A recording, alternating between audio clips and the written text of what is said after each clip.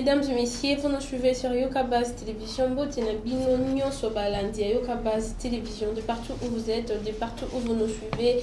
Ça dépend de l'heure à laquelle vous allez nous capter. So, Bolanda Biso Naton, bonjour Nabino, ceux qui Bolanda Biso Napoko, bonsoir Nabino. Davina Kabedi à la présentation avec votre émission La politique de l'herbe. Bipa Iwa Pituar, on a un sujet d'actualité. De commenter en mode, tu peux prendre des vies, tu peux makanisi, tu as tu pour toujours couper ça va idée na bango, proposition na bango par rapport à sujet d'actualité politique et mboka na biso. Pour aujourd'hui, je ne suis pas seule sur ces plateaux. Nathalie Bomona, réseau des jeunes parlementaires debout et communicateurs engagés pour l'intérêt de la République. Masolo ya sujet d'actualité politique ya mokolo ya lelo bako se présenter moko na bandi Bomona ozana mpanzi na ngai international. Bonjour et merci beaucoup et bonjour madame Davina Kabedi, et je dis aussi bonjour à tous les téléspectateurs qui nous suivent partout dans le monde. Et tout dépend de l'heure où vous avez sauté sur moi. Je pense à un homme spécial pour nous, Otobeli, les pères suprêmes de l'énergie, Jacob Beati les genoux. Vraiment félicitations pour la mobilisation réussie totale. Vraiment, c'est comme ça. Énergie, Ezali, réseau. Énergie. Réseau. Énergie. Vraiment, je félicite tous les communicateurs et parlementaires debout. Il y a réseau énergie pour tous représenter. Namokola lelo pour nakolobela vraiment l'accueil chaleureux et fructueux réservé na otozobenga Tembesile, Tembesile, Fachi Beton, merci pour talissi na monde entier que non seulement Biden azala qui fan na yo, mais ba Congolais ne ba sali ya koleka. Ve merci penza pour makambo to na ro kansaki batumso yanga balakisaki bayebi nzoka biso moto na makila wana ya ba plein na raisonner lisusu nde bozongaka na vie jaloux na PCP Mbote Vital Caméré au bakanga likola ya faire ya sautu mouton aliambonga l'état. Ve merci vraiment. Et j'ai dit merci aussi na baninga na ngana lingara mingi papi Mbondo, papi Madila, capitaine de l'équipe, papi Chilombo. Bonjour à toi Christian Baka, vraiment les guerriers, les soldats numériques, et sans oublier Idriss Bila, les poètes, on est là et merci beaucoup. Voilà, je crois que yo mo repesi ba kombo to ba on a se présenter. Voilà. Ouais, merci madame par rapport à Kayo et Bibiso. On a reçu ma cambeta, les cas parlons Congo, parlons l'intérêt de la nation. Moi c'est Idriss Bila, l'un des communicateurs des réseaux énergie. Nous sommes ensemble avec les amis. C'est pas nous restructurer, c'est la face du monde de Bibiso, ça va nous ça. On vient juste défendre les valeurs, les vraies valeurs. Par rapport à arriver le chef de l'État de Lebronsa, Fachi Beton Ningayaki, le monde était tombé. Joe Biden a traîné à Tunaki, est-ce que Fachi est vraiment populaire, c'est vrai ou c'est faux? Joe Biden, c'est là donc on a quelque chose, je suis populaire. Après, le lobby va passer par mon agité. Mon diagnostic a beaucoup fait de merci notre autorité, moi j'ai probéa par rapport à la mobilisation avec les chefs de l'État. Na basoda na ya première ère. Oyo basala kaka musala pour l'intérêt mboka. Vous avez présent banima notre synergie, tout qui présence. Tu peux se signer, tu peux simplement de confirmer, tu peux se merci vraiment merci na Jekobea, l'équipe obéli ce chef pour nous Fachi Beton, merci on est ensemble. Voilà, merci on est ensemble. Ngambo na pesi ndeko papi Madila, bonjour et bienvenue. Bonjour, ndeko mopanzi sango, moi c'est kitoko mboko yo. Donc, Boigna famille Zali, en tout cas, ceux qui vont tout le rôle à Bino, vous allez la presse, donc ça, toutefois, comme on a tendance, il y a tout le monde sur Bazanango, Bazoussa, en même temps, Bazala militant, en même temps, Bazala la presse. Donc, vous allez vraiment malade comme on a Bino, beau émerger vraiment. Donc, en tout cas, on a besoin de Kakaba, ma tonne de belé. C'est parce que vous avez un moto, vous n'avez pas venir révéler, nous avons senti des ébélés, ma cassi. En tout cas, on a profité bon, il y a coupé sa mbote. Na Mokwantombolo, on a bien un Mokwantombolo junior, on a bien un Mikolo, dit les pères, Jacob Beati les genoux. Voilà, Ndeko Christian Baka, bonjour et bienvenue. Merci beaucoup, madame. On a Ndengue invité sur le lot partager pour l'événement de la Kilobine arrivé en Konzamboka, président de la République Fachi Beton, où Assis Sagi Tembelobi, j'espère le monde entier, Bangonio sur mon acquis. P22 na CP na espace na bino na moni ki confortabilité za malamu na profiter ko pesa mbote na autorité morale Jekobea. Merci. Voilà, très bien, merci. Trésor international Nabandi Nangamna. Par rapport à l'arrivée du président de la République, Ndeko Epenga Lobi était après son tourisme à l'étranger, alors qu'il s'abrite dans le Kivu, Félix mobilisé pour son accueil un coût d'argent public. Ndeko Epenga a traité en bongo. Est-ce que c'était vraiment nécessaire et sur un président parce que le président de la République a cette fois-ci vraiment, est-ce que c'était vraiment nécessaire? Réflexion par rapport. D'abord, na cause à l'inquiéter parce que c'est lui qui n'est pas avec nous et contre nous. Et Pengue a déjà choisi son camp. Comme il n'est pas avec nous, on s'accorde à Mabé. Donc, sur le plan juridique, moi je sais qu'il a fait l'économie comme moi. Mais moi, ma qualité étant communicateur d'investigation, et mon toit attend paix. Le total c'est que sous bassement juridique mon côté et un beau pour interdire la population à continuer. Les gens droit loi mon côté ils prévu que le Sénégal à tout le temps au biso to monique musala au papa na biso a kendela iko sala et puis si résultat malamu to na droit ya mbaye.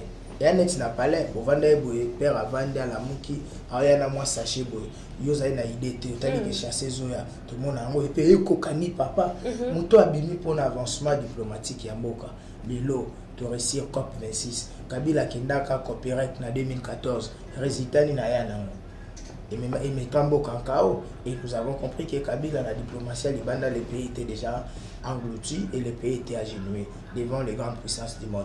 Mais Félix a prouvé aux France du monde que la solution du monde s'appelle le Congo. À cause de la réalisation, il y a ma casse au monde la taille à 8 ils ont mérité vraiment confiance. Il y a un tobaki. Au lieu de Atikalaka cause la fanatique à Félix, ko senga ba selfie, biso moko bana mboka. Total, c'est la face du monde qui c'est le nôtre, c'est notre frère, il a notre sang, il mérite premier. C'est comme ça. Tous les latés que Félix a kende à l'omoi pour Batouba comme à Kolobaki. Félix Tamazala raté. Nengaza vivant, il est droit parce que la loi n'interdit pas. Pour aller accueillir le chef de l'État, on ne demande pas la permission. Donc, la haine, ils ont haine mal placée, la jalousie, ils ont qui monté mamabé,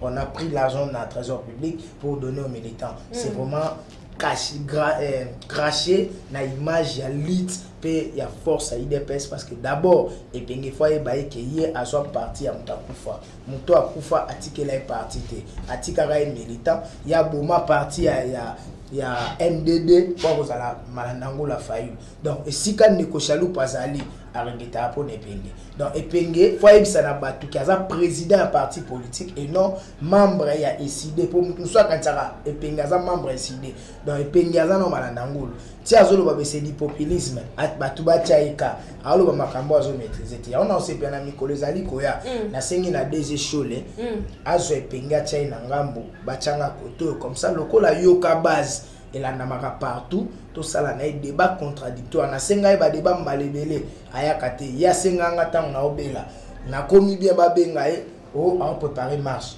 puis les 6 exacté marche exacté pour le 13 non et ça pour le 13 les photos à sincère FCC avait Bisambongo te na bango pe ba chômeur bazebele on a eu donc informé biso mais nous on a suivi selon les jours et la stratégie politique pourquoi marche ça renvoyer ça na deux volets Félix a sali plaît les 4 et comment ça fait-il nous bocha marche les 6 non ya kuna mutazate d'abord ils a une humiliation comme bango ba sala spectacle politique faut bazonga ba créer le comment pour bacha bangoka donc je vous dis madame nous disons félicitations à chef de l'État pour avoir démontré la face du monde qu'il est aimé par sa population et nous félicitons avec beaucoup d'encouragement et beaucoup de remerciements le peuple congolais pour avoir laissé ma occupation pour aller accueillir le chef de l'État et en particulier les militants de l'UDPS. Voilà, très bien parlé. Merci beaucoup. Idriss Bila Aïbapé Kobakisa, réflexion par rapport à l'arrivée à Mokonziamboka. Ouais, madame, merci de ce que nous avons au moins que tant que après c'est peine mais toi ça va donner un mot quand était après c'est ça va toi ça la actualité ça l'actualité par rapport à papa bibi na mboka akena mboka libanda ba yambi na bilonda bana ba yambi tu bana mboka za modi peut-être la république akena na mboka ba libanda to moni entre autres en Israël et place à na Italie ba considérer au début on a 40 ans puissant du monde on ça travaille s'approcher quand la photo naie bah mon valeur ils ont 4 niveaux d'aller promet c'est ça que Félix va dans la pouvoir pour ça ni afon la Congo dans porte belé bah y a mieux pour biso balance de papa to ben juste des va qui mobiliser lobby bah nous sommes mobilisés que les rois chef de l'état par rapport il y a défense sur la scène bonne défendre le Congo on a COP 26 sur les sommes on a quatre monde negi makambo lobami à parler sur l'Afrique le Congo le monde mondial concernant le climat politique climat réchauffement climatique né de la mode koloba les amis doivent saluer ma casse donc on la politique il y a haine nous avons qu'un seul Congo na si les pays sont né au moins attendre morphologiquement va nous congolais té pour le roi de ça kabaza va tout monde congolais té depuis que commence à monter à table ninga sablo fo ndimango et pas de la République aya qui lui to ya mais ni mutu sans fati à zéro côté c'est notre habitude. Nous, les personnes ont commencé à accueillir notre président, commencé à avoir les sphinx, c'est qui est bon côté. Donc, vous êtes par rapport à ça, les hommes ont félicité. Comment tu presse ces pengas, mon tour de personnes, ils sur la partie mine. Mais il y a par rapport à la place de Tchèque, c'est qui le président de la République, vous faites des actions dans le Bélango qui est président, il va avoir un impact. Non, pour nous, c'est un impact. Il fallait président, tu es mal à sa gueule pour faire voir à face du monde que non, les présidents est aimé et en même temps, ça déjà pré-campagne en 2020. Tu n'as pas besoin d'espérer les choses années. C'est les grands temps pour préparer ça la campagne, va vendre sa base en oiseaux sans la distraction mini. Et l'élection va rouler. Juste pour moi de la constater ma parole là-bas. Marc ne commentait faire le candidat malheur aller là quand qui m'ont voté la machine à voler mais l'autre là c'est pas qui nous voter. Ma bosse avec ça pas qui nous voter. C'est les grands temps surtout c'est mobilisé pour l'élection 2023. On va ça va distraction inutile. Donc en 2023 va rouler là. Oh bah ça faut ça va bien on matoi. Ne peut pas être sur le monde avec un magasin en mozolo. Pour nous sommes là juste pour défendre les valeurs. Réseau des parlementaires et communicateurs nous sommes là pour répondre. On sera là pour voir la bus, on sera pour chef de l'État. Nous sommes là pour leur répondre. On a des énergies pour défendre notre pouvoir. Voilà, merci beaucoup Ndeko. Papi m'a dit là-dessus le mot. Réflexion par rapport à l'arrivée à président de la République, comme ça va le dire. Est-ce que c'était vraiment nécessaire qu'il y a mes bons mots, tandis que là-bas à Bukavu ça brille. Réflexion.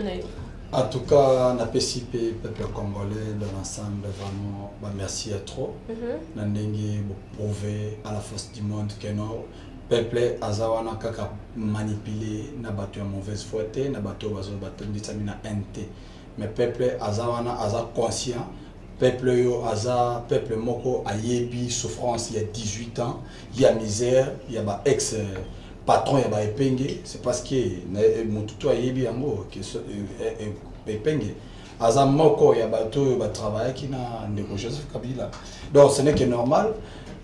Ndeko pense epenge soko osala discours wana, ce n'est que normal pour na ye. Na minito bandeko wana bazana eloko osala te. Le problème na bango za nini? Aza na base te. Ndeto ndo moni biso tozawa. Mutu na simana ye aza au-delà ya 1000 personnes. Soko ndenge za wana pona prince epenge. Prince epenge ndenge azawana lokola aza na mutu na simana ye. Azoluka a se faire créer, a se faire remarquer. Vous comprenez? Donc batu ba cheka ka.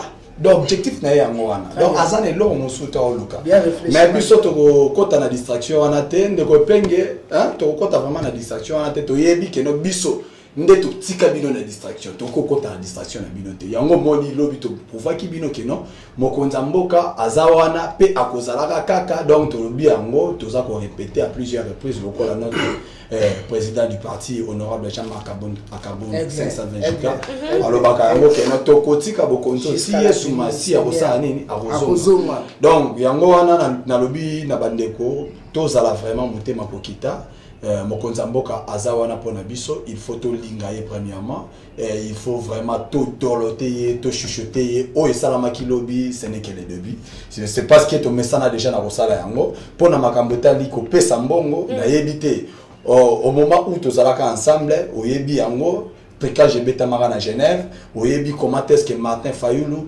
azalaka escorté ndiye ebembe ya Marie Msamu dès l'arrivée na ye ko uta na ye Belgique tango uta ko sala ba mafia au moni que non asalaka quelqu'un asalaka même pas 30 secondes nzela a comment il déjà pas na ye mais oyebi démonstration de force obiso to provoka donc tout aza conscient oza mon pandi sango oyebi yango les seuls partis oyo a organiser ba manifestation na ye après ça rambo c'est rien que dit de presse. Voilà, merci beaucoup pour la réflexion na yo Christian Baka, plus rapidement, réflexion par rapport à mon Mboka.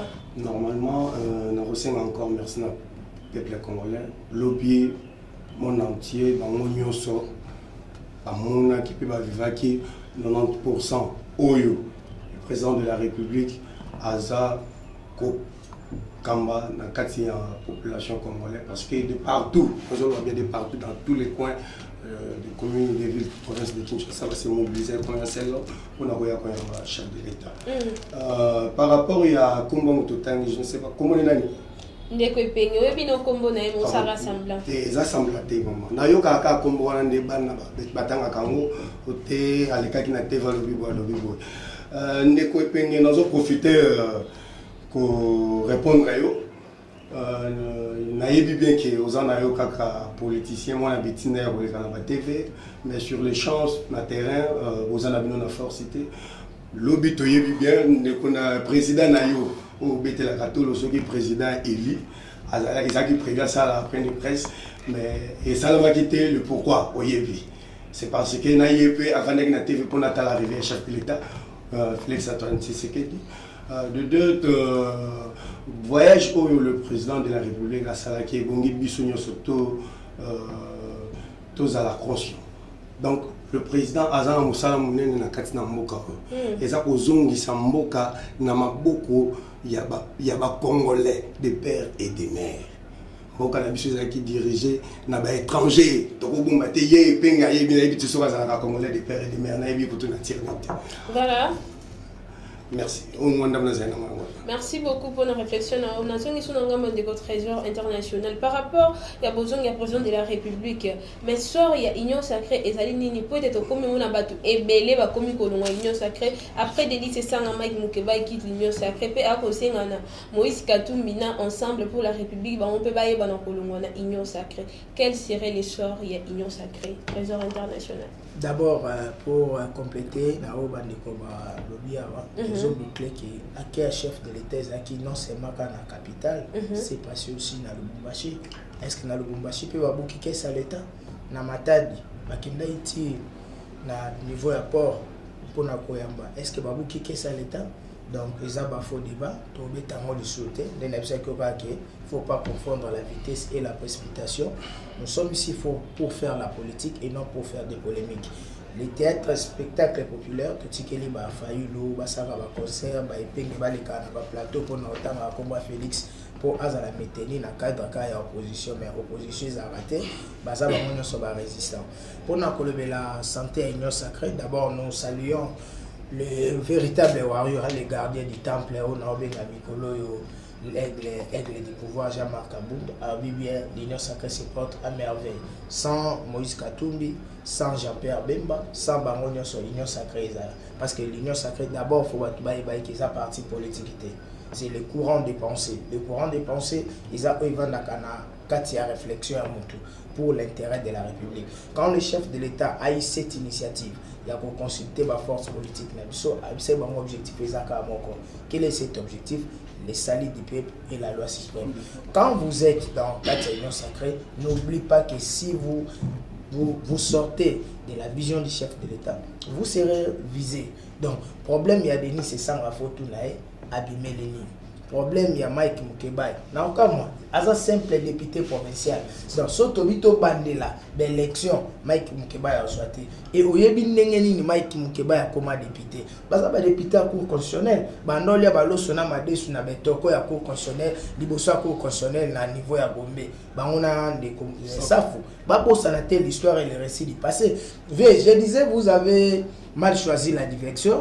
En face de vous, vous avez une génération et une jeunesse consciente au réseau de jeunes parlementaires debout et communicateurs engagés pour l'intérêt de la République. Donc nous, on ne fait pas les dialogues, nous, on ne fait pas des spectacles politiques. Nous, on fait la politique. Parce que Touti, la première école politique, il y a la République démocratique du Congo, Otozobenga IDPS, le premier parti politique en République démocratique du Congo, après les partis États. Et nous comprenons l'histoire. C'est depuis 1990 que l'IDPS a pris les bâtons en main, les commandements.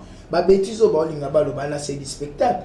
Mike Mukeba, tu représentes quoi? Yota na Kingasani, Baebiote. Yota Awaka na 17e, Baebiote. Donc, yo Baebiokara, na ba chaîne na bino pro Fayulu, pro Katumbi, Neo Mweb Sabiso. Oh, Mike Mukeba quitte la Mouka. On a poité. On a poité pour yo et peser de l'autre côté. Goutte d'eau dans l'océan. Mouto Koutozo Lingo soutenir Moïse Katoum. Il n'a pas l'histoire dans ce pays. On a vu Moïse commerçant. Donc on a vu Moïse commerçant. On a vu Joseph Kabila. étudiant poison tanga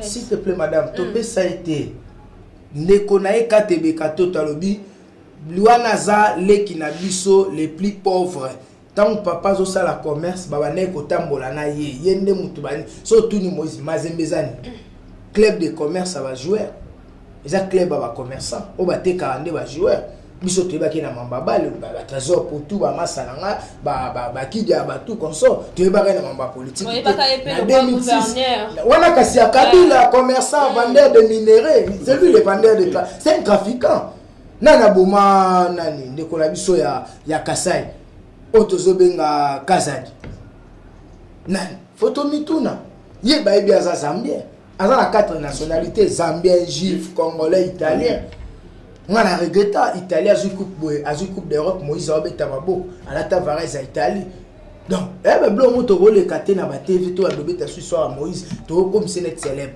Moïse doit être calme le problème na ngazani madame Davina photo mon kilé bango ndenge kaka madame princesse qui ba saïf sanga bi trésor nous devons se focaliser à l'essentiel bango bazo boya élection en 2023 or la constitution prévoit les élections dans 5 ans. Félix a compris, comme je suis un légaliste, je suis un démocrate, je suis dans cette obligation, il y a quoi accomplir les droits constitutionnels pour na komema biso na ba ponami. Bango sko bazo boya ma ponami ndenge ndeko Idrissa Lobaki, bazala kabato baza constante na engagement na bango. Les mêmes ndeko bango bakumisaka. Na regrettara. Yemo yomoni ke biso, je dis merci à Jean-Marc Kabunda habité international. Na 5 ans à pouvoir à IDPS tikala na garder à pouvoir bokengela na pouvoir poto tia misisa pour na la vérité fallait le boya ka élection abi moi avec machine à voler je ne suis pas candidat batu na Ariette Kimutu maman na mutayambaye Paulette Kimutu pardon c'est Paulette Kimutu qui les a réussi la émission 7/7 a tout na matifari mambo zo bozo maîtriser mais faillu yo na comment tambola na monoko na résultat de l'élection. Ou c'est moi qui a gagné. Bakamoyo, Denis Sesanga, Abima, Yenabiboye, Denis Sesanga, Nani Oyo, Bango Nyonso, Sangi Satana ba ministre, Bobi, Bolon. Voilà, Ndeko Idriss Denis Sesanga dit avoir quitté l'Union sacrée parce que tout ce qu'ils ont combattu sous Kabila refait surface avec Félix Tshisekedi. Réflexion. Madame, c'est une question, je réponds parce que nous sommes dans votre plateau, mais c'est une question qui ne mérite même pas de réponse. Qui représente Ndeko Denis Sesanga à l'Union sacrée? C'est le poids politique. Rien. Il n'y en a rien. Merci beaucoup. Il n'y en a rien. C'est Denis Sesanga, pour votre histoire, ou soit pour faire un peu de récalage, Denis Sesanga, tant que à Genève, on me s'imité, de que on dégoulé avec qui, c'est vraiment la mouka. Denis Sesanga, par rapport à la politique, il n'a pas de la zone, il a obtenu candidat à la présidence, Félix Tshisekedi, la mouka. Baza doit être un caméléon. Il parle d'autre chose à l'extérieur, il fait d'autres choses. C'est pas la politique. Etienne Tshisekedi, de son vivant, les Sphinx, il a toujours été constant sur le combat politique. Il a toujours lutté pour la démocratie et l'état des droits. C'est ça un homme politique. Si on a toujours une question, jour où il y a un PCP, il y a des licences, combat, il y a un ranime. Il y a une vérité des hymnes. Avez-vous déjà vu opposer ça à la combat et vérité des hymnes pour cheval débattre une opposition? Non. Il a été pour l'état et la démocratie. Aujourd'hui, il est au pouvoir, il est toujours pour l'état de la démocratie. Dans tout le monde, vous allez penser à il est autant de gens qui ont posé un air au monde à monter. Bakangabino soutient, je suis secrétaire, vous avez un rôle au bango. Mais c'est quoi la distraction? Non, les élections se préparent. L'élection, je suis candidat. Non. Sauf que le Congo va vendre à la ligne s'il n'est pas politique, moi, il y a toute une masse derrière moi.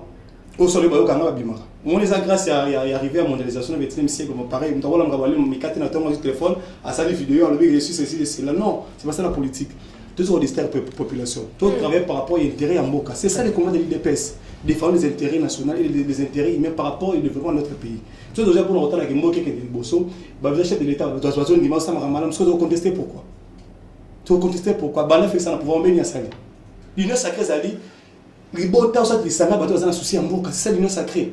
C'est que on va associer un bon. C'est l'intérêt. À moins que l'intérêt les a passés à la mandataire, moi j'aime travailler avec lui. C'est la méritocratie qui dépasse. Maintenant, vous avez mérité. Toi, tu ne mérites pas. Oui, bien, je suis Denis Sesanga, tu représentes quoi? c'est une sacrée. La porte est ouverte. Tout le monde le Congo, nous sommes plus de 120 000 habitants. 120 millions d'habitants. Comme ça, on va s'en Kota. C'est pas m'a dit là par rapport il y a union sacrée réflexion dans les années union sacrée qui côté batba kolongwa. Bon, madame, nous savons premièrement union sacrée na bandeko baza kolongwa peut-être bazo maîtriser dans histoire bien la politique en Bogo na biso et puis bazo maîtriser bien histoire ya union sacrée. Union sacrée azana autorité morale moko ezali bongo peuple. Union sacrée azali na siège moko, union sacrée azana vision moko pe bit moko ezali salut suprême o ezali bongo ya population misère o population batiki yango depuis 18 ans na ya reine ya Kabila. Donc madame avant na kozonga na délice sanga pour vous dire que non omoni makambu ya Kivu ndenge ndeko wana mususu autai koloka ndeko Martin Fayulu akomela kaye makambu na papier ayi kotanga na plateau ndenge ayeki koloba wa keno makambu ya Kivu Kivu zozika biso tozokende ko yamba mokonza mboka mena ko bisa o keno ndeko wana pona koloba makambu wana il faut koyeba si le ridicule tu mais bande ko wana bazaki batu ya liboso bakoya kokufa na soni c'est parce que lelo komona keno bande ko wana lelo bafandi na bato yo baza ba hauteur ya ba crime ya est wana hein o ya ozo sala masiko yo to yebi yango ke lisanga ya Joseph Kabila na bande ko na yende baza parmi ba commanditaire ya babiloko ozo sala na est wana donc eza babiloko moko ba ki ko soiter ko yebi sango na population c'est parce que le temps est déjà révolu to yebi ke non na moment ya Kabila na ka de lycée sanga eloko moko eza ko jouer wana ezali bongo jalousie na souci ya kozala kaka donc kozala kaka c'est-à-dire na ndenge baza wana bango bajira Congo oyo eza na bato mususu te bako gérer ngwa pa ba délice sanga mais na webisa yo lelo délice sanga soki aza inquiété na kati ya union sacrée keno akanga ba bagage na ya longo c'est parce qu'il y a ça à se complotaki na o etali destruction tuerie à peuple oyo soki otali rapport mapping okomona keno kombo délice sanga eza parmi bato ba boma bato na mboko oyo donc délice sanga bazo confondre époque ya Joseph Kabila na époque ya ndeko ya président de la République Félix Antoine Tshisekedi Tshilombo o biso lelo toza ko benga Fachi de Nazareth donc à l'époque Kabila ezalaki récompense par rapport à Ndebalobi était tous ceux qui ont combattu sous Kabila yango na yebisu yo boy mama bande ko baza inquiété baza mal à l'aise pona nini na tangu ya Kabila bazalaki récompensé na tangu ya Tshisekedi baza na méritocratie donc on méritait de battre na esika donc lelo soki balobi ke non oyo babandaki ko reprocher Kabila yango ba reprocher ngo na Tshisekedi c'est faux et archi faux et ça manière ya ko distraire population faut pona ko yebango ke non lelo mboka oyo Fachi aye ko kuta yango ya ko kufa Fachi aza bongo messi o azo sekusa mboka donc il y a une différence entre mutu aza ko boma na mutu aza ko sekusa lelo to tu omona na niveau ya mitendi au moni ba cadavre bimi sous prétexte il y a bibembeo il y a ndeko na biso ba il y a longtemps chebe na fidèle bazana est-ce que muto sala ki makambo za Tshisekedi yo otangira nga lelo na itando ike ou bien na itando nene kenon ezana activiste il y a droit de l'homme moko ndeko Tshisekedi utiko boma ou bien ezana politicien moko asala activité na yebo ndeko Tshisekedi kangi ya china ane donc bande ko wana batika ko tia population na distraction population aza sous na ta distraction te population aza ko se confier na mwana mboka fait mo kwantombolo fachichi le gelou na oyo na ba effort nyonso aza ko fournir butu pe moyi ya ko memela ye gain de cause o za ke no papa ndinga bimaka après aye na sachet lelo tozui ba réussite lelo ba résultat ba 48 milliards lelo to monaki Joseph Kabila ba buto et ba voyage bandai ko sala au moment zaki na pouvoir ba voyage clandestin na bandai ko sala na ba Rwanda de part d'autres na ba reçu na ba Chine et lo kwani anda même la biso à part que non ba supermarché na ba biloko ba winner na nani colonisation ya ba indien ba na ngo lelo et pas peuple congolais en tout cas madame bande ko wana vraiment esengi na bango et lokola eloko za ko pesa moi pas si naza ko interpeller population il faut apprendre à se prendre en charge population il faut azala conscient pona kotala kotalisa ete batu lokola ba délice sanga baza bato biso to kokai ko beta les solo du sous té na époque autokomi. C'est parce que na réalité des choses na état oyo ba Délice Sanga na Joseph Kabila na ba Martin Fayulu na bo Moïse Katumbi o aza meti aza ko prétendre ko zana na ba ambition politique ko leka ba meti nyonso. Donc na niveau batikela kimboka bazaki bato yo lelo ndenge mwana mboka mu kwantombolo aye na bokonzi bazaki esika moko bavandi bakangi maboko baza ko observer ndenge nini basalela kamboka ndenge nini pe babongisa kamboka donc bazaki bato moko bakoka ko contribuer voilà non je appelle de Christian pe sama kantina par rapport il y a Délice Sanga ko quitter na union sacrée na ngam na bino IDPS secrétaire général à lobby était Délice Sanga atika la jamais ko signer fiche moko qui il y a document officiel il y a adhésion na union sacrée. Vous étiez là pour nous dire que l'union sacrée, la porte est grandement ouverte. Batunyo sobaya toko ma batunyo somene le bolobi et ndeko Délice Sanga atika la pour signer fiche mon côté adhésion réflexion na yo. Ouais, maman merci pour na motuna wana. Oyo ngana ko bakisa ça que le loyo population congolaise bongi boyeba moto député national Délice Sanga ce qui le lo comme robinga ma député. C'est grâce au président de la République Félix Antoine Tshisekedi.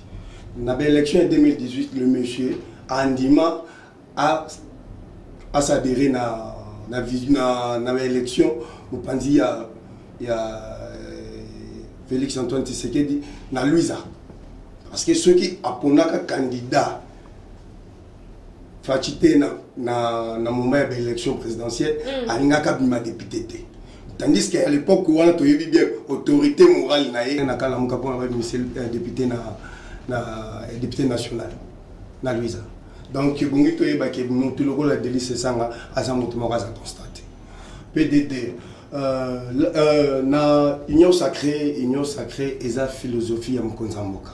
Donc, la porte est grandement ouverte pour tout le monde. Congolais ou union sont à travailler pour l'intérêt de la population. Le président de la République a posé à Ramotoute. Agent Papo à Sansarabatounos. Tant qu'il y a la déclaration qui est non, le même problème où il se réfère dans le régime actuel, il y a Félix Tshisekedi. Il y a bien un régime à Kabila. Qu'est-ce que ça a été comme à la portée de tout le monde. Bon, il y a l'État. Les autres qui nous l'ont autorité morale, autorité morale Moses. Le lot sera comme un milliardaire. Et ça par rapport à quoi? Par rapport à minerai au Bande Koïbana Nakatanga. Bongi, to nyoso Yabuluba, vraiment, ils ont tinate, Délice Sanga, aujourd'hui déjà décision. Donc, encourager dans les mesures, mais. Il y na place ya Mukebai faut que bango madame lelo Mukebai abimi député national et sur provincial disons et ça sur base ya nani ya popularité à sana moté ezali Mukebai soki lelo akoma ki député national et provincial plutôt et ça là qui c'est parce que bango bazalaki na baji moko ya cash na ndeko Kabila. Donc ezali fruit ya récompense ya Monsieur Kabila oyo babande ko sa na bango ba je oyo ya koya ko distraire peuple na moyi na butu ba ke kolia ba gâteau nde omoni ndelo Mukebai a se retrouver député. Donc lokola babande ko sa na marchandise na bango ezali kombo ya Kabila butu moyi na ba etando ike que non Kabila après na suka peuple a bango attirer bango attention après na suka film ba créer o ba ko créer pour azala élu ndo omoni lelo pe alingi a continuer na système wana que non a créé le moi populisme moko boye après il y a un sur le plateau Tshisekedi c'est comme si peuple wana arozonga kaka na ba même pratique wana or le temps déjà et ça révolu en tout cas ndeko Mike Mukebai topé sio ba bonne chance c'est parce que aux amours moko jamais dans cause à l'ascenseur c'est parce que même arrivé na yo en aucun jour Mike Mukebai atikala cause la d'accord na ndeko Félix Tshisekedi c'est parce que tout le monde qui a wa charte à la muka et salamaka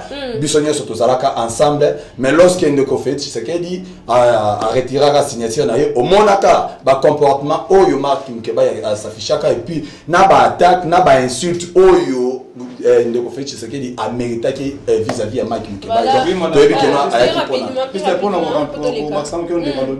vous savez en communication dit un journaliste ne brûle jamais ses sources. Nous avons des éléments pour nous rappeler que Mukebai les gars à l'époque de M. Lando ça l'ironie na ba média bimba ba ta opposition na boto bazo nous avons les éléments où asali aleki na plata le bi afika na pour réclamer bon va passer mon pas cadre moi les pour PPRD nous avons des éléments d'entretien à garder la position na si conduit toujours comme ça tout une image d'entretien dans la place publique on va comprendre politique on va ça les pour bon quand nous faire mot merci. Voilà, merci beaucoup Ndeko Trésor. Marche de bloc patriotique pour dépolitiser la CENI reporté au 13 novembre 2021.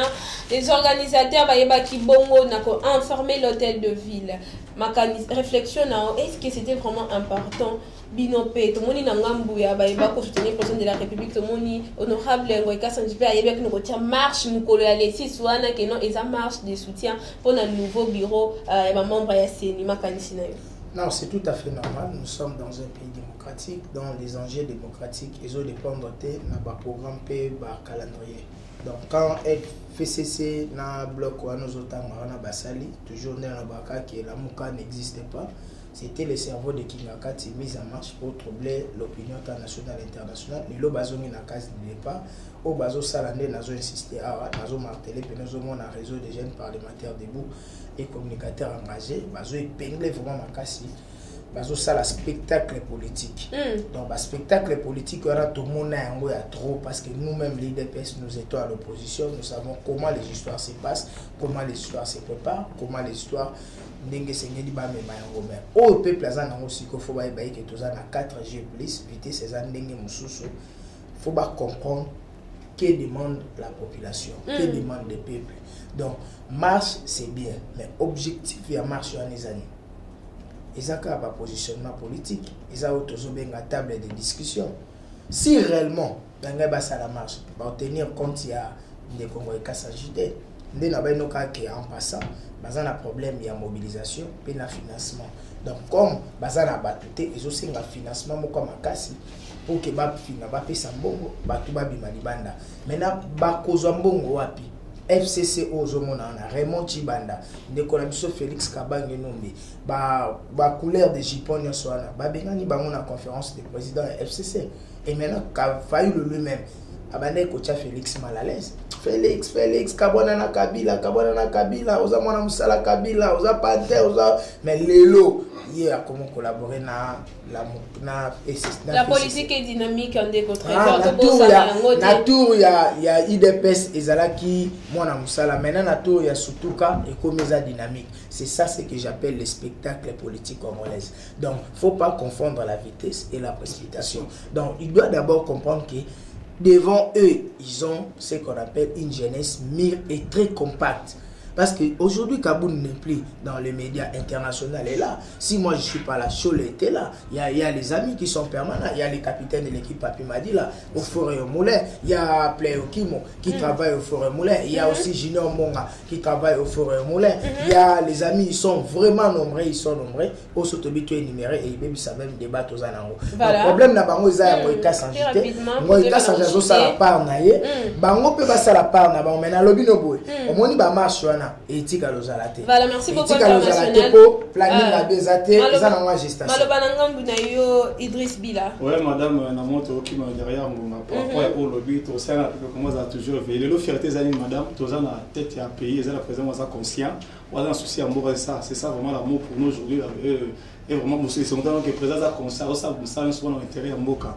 Comment démolir ton martyr, ça va tout le monde constater.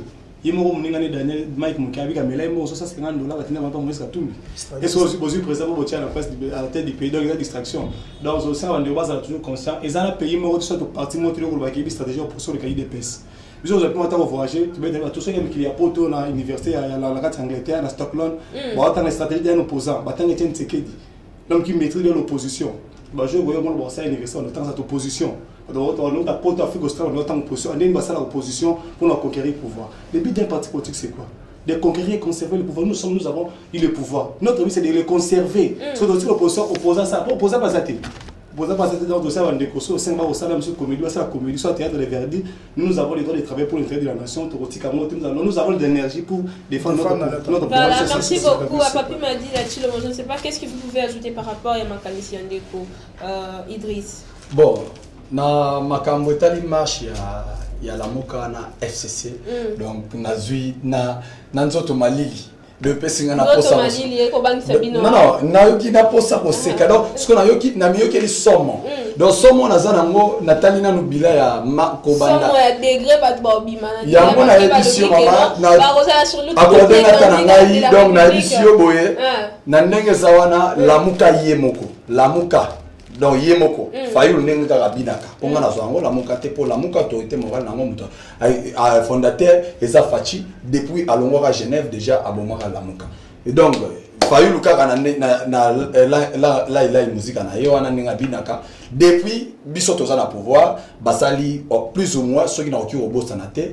basali plus ou moins 4 marches wana ezosala mape kaka awa na kati ya capital na kati ya capital wana baza na 3 marches basali na coin moko babandi eza na marche misato babandaka na babandi na Pascal baye basuki na quartier 1 mibale basuki na quartier 1 moko yoka na ibisa yo moko basuki na poma tete oyo ya 4e bauti kosala babandi na nini na rond-point ngaba basuki na nani na ponga bi ekoitro hein donc oh ya FCC basalaki kobanda na Sendwe ti na Sendwe za marche les plus courtes du monde donc na biso que non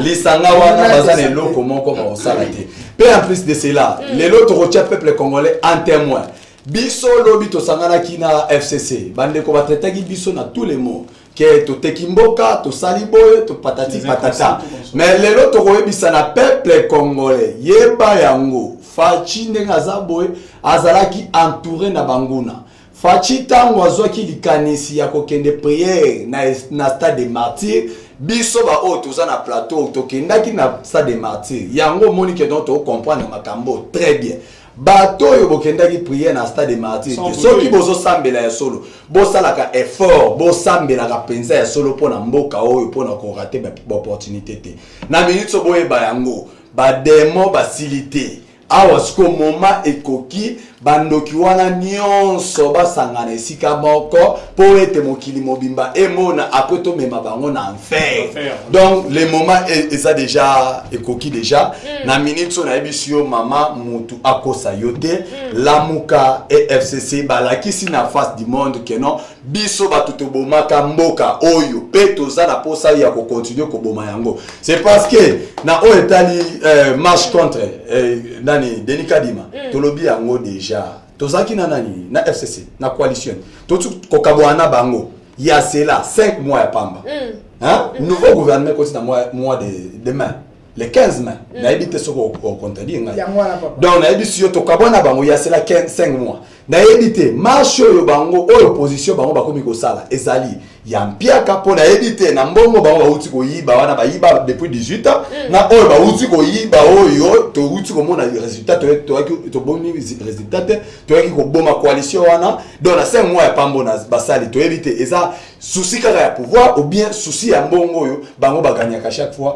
bazozo yango te yango na ebisi mama yeba yango lamuka FCC et loko moko ekosala mezate lobi déjà fatia pouvoir ki kenon azana 98% na ye ya 1% eza déjà ya Gabriel Mokia donc o etikali bopotana merci maman pour la parole. Le problème en est que ebongi kotuna monsieur Failo azala sincère population va vendre kotuna nga na mutala mukate population va tuninga balobi boye na tuna yo a profiter na plateau oyo ya yoka base na tuna yo ndeko Failo na bloc patriotique na bino na Kabila nani aza autorité morale merci nani aza mokonzi soki yo ou Kabila ou ndeko ambongo boye bisa peuple congolais vérité parce que ba congolais belé ba komi kozwa conscience yango moni point de presse na yo échouaki PDD lamuka ekufa madame lamuka existe ay société faut to ibaye le courant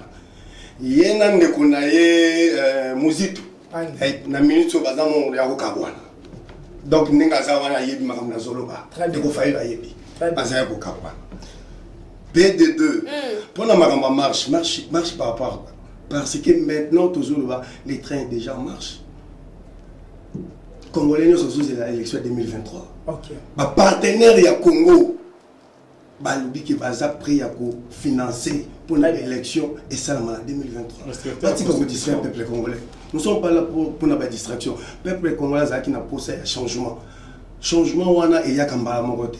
Le président de la République a fournir ba énergie nebele. Voilà. Donc c'est pour cela biso ba congolais.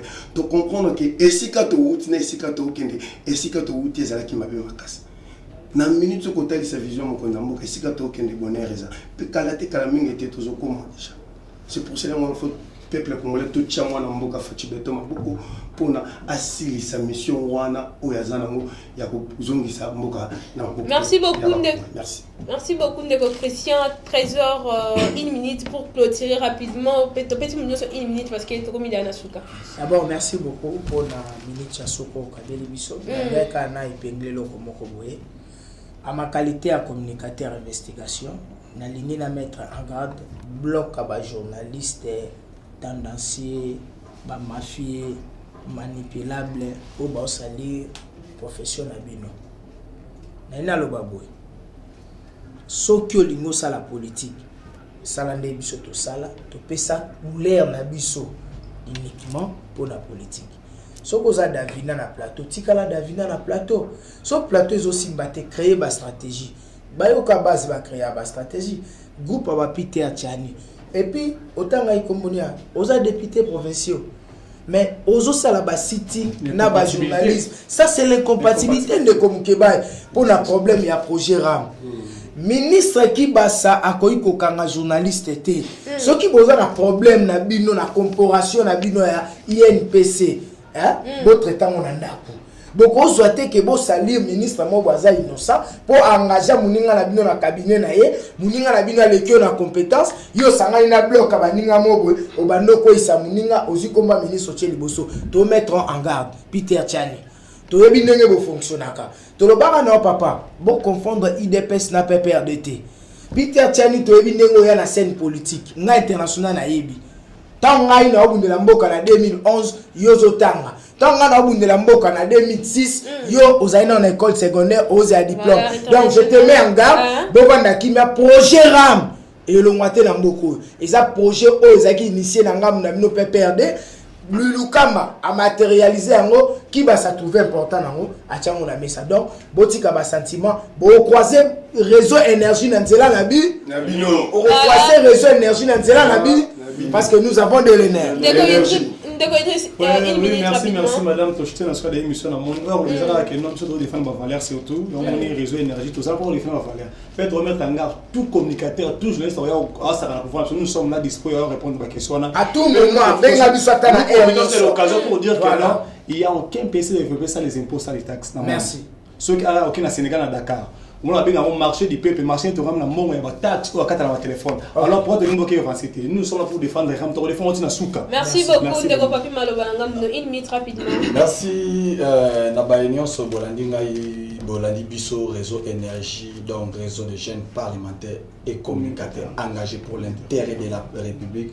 Nous sommes les vrais défenseurs du pouvoir donc de tout le bango keno le collabo continue biso balobi était tokotika bokonditi et sokoya biso moko pe toza na terrain pour na ko protéger le bokonti le plus longtemps possible yango na lobi boye ndeko Moïse Katumbi en tout cas bimana no na eno yoza nango vis-à-vis ya bandeko mususu na espace Grand Katanga to ebi keno guerre depuis disparition et Kyungu Wakumwanza to moni déjà guerre ya leadership et botami na niveau ya espace Grand Katanga to ebi yango na lobi boye c'est sûr et certain to ebi ba guerre moko Katumbi afongoli na famille Kibasa na niveau ya Katanga leadership ya Katanga eza ko wela te mutu to yebi histoire ya Kibasa Maliba na espace Grand Katanga botika ko vivante babiloko moko boye na sima ya makambo susu tozo ko soutenir ram to moni déjà tolelaki et pas ya mokonza mboka gouvernement sur la disposition to moni déjà que notre taxe eza déjà ya kokita donc tolobi yango ndenge toza boye tokofuta ram pona développer ya mboka donc on a bomesa na makambo nyonso ya ofele biso tolingi su Congo wana te Congo mutu nyonso il faut ayeba importance ya makambo nini aza kosala boye to bote merci beaucoup la merci madame ongala koloba iza kaka que bino mutu bozan na mupanzi ya bloc patriotique boye bango à partir à lelo que mboka oyo kozala balkanisé jamais très bien peuple congolais a déjà éveillé. Bisso, réseau énergie, les jeunes parlementaires et communicateurs pour l'intérêt de la République. Toye Bissi Bino qui Soki Boumeki Kocha, Bisso Peto Kocha. Beaucoup de monde est na banzela na bino. Très bientôt, tous on mettre Bino en garde. Surtout les journalistes. Les journalistes mafieux, tendanciers, aux qui s'apprêtent congolais, Sony. Merci. Voilà, mesdames et messieurs, nous sommes arrivés à la fin de l'émission Mokolo Lelo. Nazaki Bongona Bandeko, réseau de jeunes parlementaires debout et communicateurs engagés pour l'intérêt de la République. Bayawap Teba Kobetana Bango Masolo, il y a un sujet d'actualité, Yambo Kanabiso. Natondi Bango, merci Belé parce que Bayabaki na Olekana plateau Nabiso Yayoka base télévision. J'espère que ce n'est pas la dernière Fatoro Yama Bango Lisusuka Kapona Obeta Maïmata Limbo Kanabiso, Ezalimbo Kanayo, Ezalimbo Kananga. Voilà, les Congo nous appartient. Ici sur Yoka base télévision, la porte est grandement ouverte. J'ai toujours l'habitude de les dire. La porte est grandement ouverte. Ici, c'est la liberté d'expression. Surtout, abonnez-vous, partagez nos émissions. C'est une façon pour vous de nous soutenir. Commentez parce que les commentaires et ça, c'est perfectionner encore plus. Merci à la grande équipe technique. Je vois Aristote, Roméo, Mardoché. Merci Penabalandi.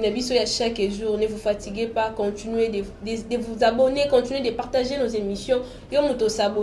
Abonnez-vous. C'est une façon pour vous de nous soutenir. Davina Kabedi, retrouvez-moi à la prochaine avec le même plaisir. Merci.